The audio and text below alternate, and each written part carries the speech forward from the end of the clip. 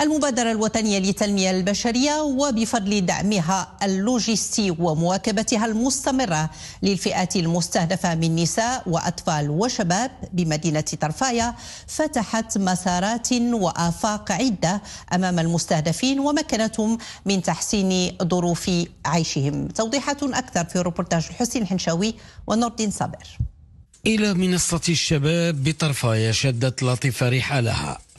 مشروع الخياطة الذي اعتمدته المنصة وتدعمه المبادرة الوطنية للتنمية البشرية اليوم يساهم بشكل واضح في تحسين دخلها كغيرها من شباب الإقليم الحاملين لأفكار مشاريع تحقق إدماجها الاقتصادي.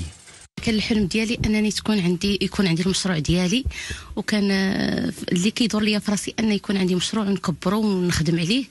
ومشيت لهاد المبادره حطيت لهم المشروع ديالي ودرسوه وساندوني ورشدوني، والحمد لله جات الفكره حتى هما عجباتهم ولاو ساندوني، والحمد لله انا عطاوني المشروع ديالي ودابا الحمد لله راني خدامه عليه.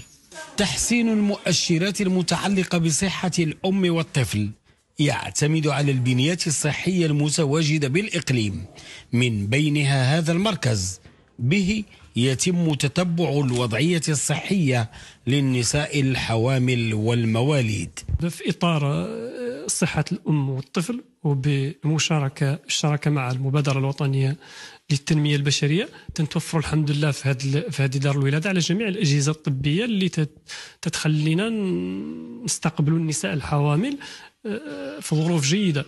برامج متعددة تحظى بالتتبع والمواكبة تندرج كلها في إطار المرحلة الثالثة من المبادرة الوطنية للتنمية البشرية. شهدت المبادرة في المرحلة الثالثة في مرحلتها الثالثة من 2019-2023 تطور جد كبير، وذلك بالاعتماد على مؤشر رأس مال بشري.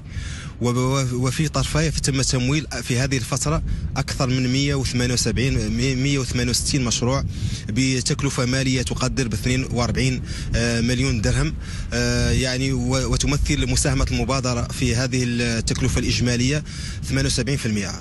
دعم للأشخاص في وضعية هشاشة ومواكبة للشباب وتحفيز على التمدرس كلها عناصر تعزز مكانة الفرد في المجتمع وتبني الثقة لدى الأجيال الصاعدة. يتم ذلك وفق مقاربات متعددة الأبعاد اجتماعيا واقتصاديا.